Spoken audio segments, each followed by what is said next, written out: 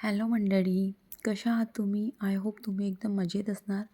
So आजचा आपला topic हे आहे की तुम्ही तुमच्या एक्सला किंवा तुमच्या मित्राला का बरं विसरू नाही शकत आहे? ती अशी कोणती गोष्ट आहे त्याची की त्यामुळे तुम्ही त्याला विसरू नाही शकत आहे? सो हाच आपला टॉपिक आहे. सो इझी आहे. पाईल नंबर 1 आणि 2मधनं तुम्हाला चूज करायचं आहे. पाईल नंबर 1 आणि पाईल नंबर 2.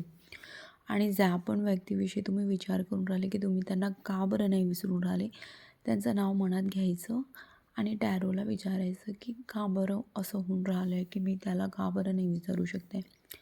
आणखी माझ्या चॅनलला सबस्क्राईब नसेल केलं तर प्लीज माझ्या चॅनलला सबस्क्राईब करा.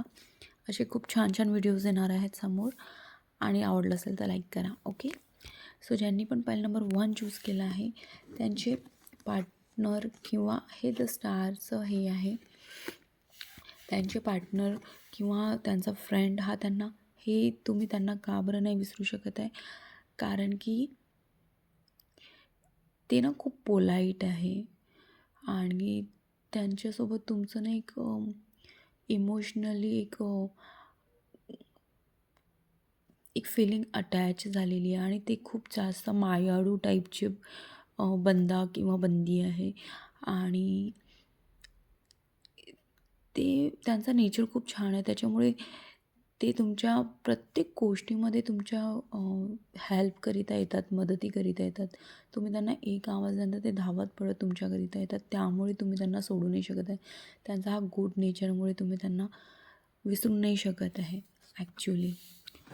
सो ज्यांनी पाईल नंबर 2 चूज केलेला आहे त्यांच्याकरिता तुम्ही इमोशनली खूप जास्त त्यांना घेऊन सिरियस आहात किंवा होते आणि त्यांच्यासोबत तुम्ही खूप फिरलेले आहे आणि मला असं दिसत आहे की